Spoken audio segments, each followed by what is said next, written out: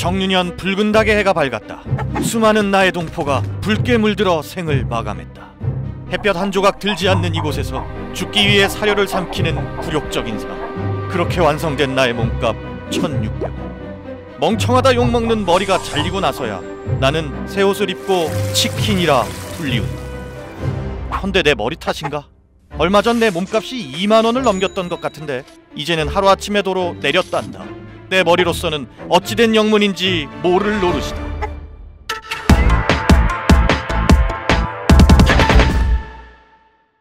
최근 치킨 업계 빅3 중 한 곳이 가격 인상을 단행, 치킨값이 2만 원을 돌파하는 사태가 벌어졌었습니다.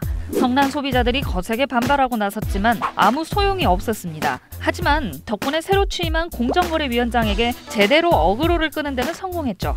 공정거래위원회가 해당 업체에 대한 조사를 시작한 지 하루 만에 2만 원을 돌파했던 치킨값은 다시 내려갔습니다. 단 하루 만에요. 이쯤 되면 누가 치킨을 씹고 뜯으면서 치킨 업계를 먹여 살리는 고객인지 헷갈릴 지경입니다. 올렸던 치킨값을 다시 내리는 것이 이렇게 쉬운 것이었다면 애당초 소비자 비난을 감수하면서까지 가격을 올렸던 이유는 무엇일까요? 예로부터 닭값 인상에는 다양한 이유가 따라붙었습니다. 전통적인 이유는 생닭값이 올랐다는 것이었죠. 원자재 값이 올랐는데 어쩌라는 거냐는 겁니다. 하지만 치킨값을 자세히 살펴보면 조금 이상한 점이 발견됩니다.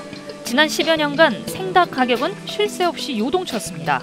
심지어 크게 떨어진 적도 있었죠. 하지만 소비자 입으로 들어가는 치킨 가격은 생닭 가격이 오르느냐 떨어지느냐와 상관없이 지속적인 상승세를 보여왔습니다.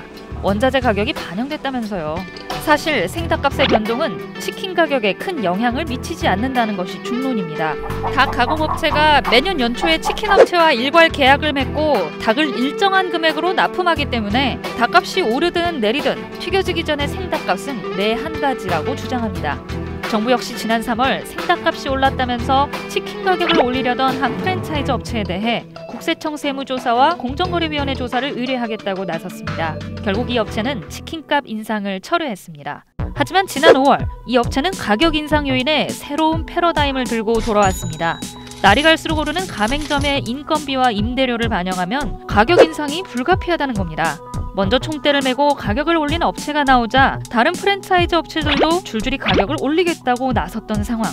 실제로 닭값의 변동과 상관없이 치킨 한 마리를 만드는 데 필요한 비용은 꾸준히 증가되어 왔습니다. 또한 치킨 매장을 운영하는 자영업자들은 심각한 경영난에 허덕이고 있습니다. 2014년 기준 치킨집 한 곳의 연간 순소득은 2006년에 비해 크게 감소했습니다. BBQ의 각 가맹점별 순이익은 알려지지 않았지만 스스로 가맹점주들이 어렵다고 밝힌 이상 이런 치킨 자영업자 전반의 상황과는 무관하지 않아 보입니다.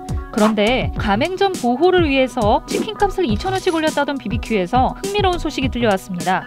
본사가 가맹점들로부터 치킨 한 마리를 판매할 때마다 광고비 명목으로 500원씩을 걷어간 것이 밝혀져 공정거래위원회가 조사에 착수했다는 겁니다. 또 한 가지 재밌는 부분은 BBQ 본사의 매출 총이익은 지난 10년간 가파르게 상승해왔다는 겁니다.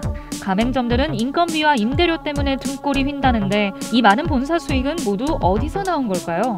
가맹점의 생존을 위해서 가격을 올렸다. 과연 진정성이 느껴지시나요? 게다가 치킨값이 오르면 치킨 소비량은 줄어들 것으로 예상되는데요. 상황이 이렇다 보니 치킨값 인상 사태 직후 다른 것도 아닌 양계장의 주도로 2만 원 치킨 불매운동이 벌어지기도 했습니다. 우리들의 일그러진 영웅 치느님. 이제는 국가 공권력마저 치느님의 거취에 주목하고 있습니다. 치킨이 될 닭을 키우는 사람도, 치킨을 튀기는 누군가도, 치킨을 입에 넣는 우리도 모두 미소 짓지 못하는 이 상황은 도대체 어떻게 초래된 걸까요?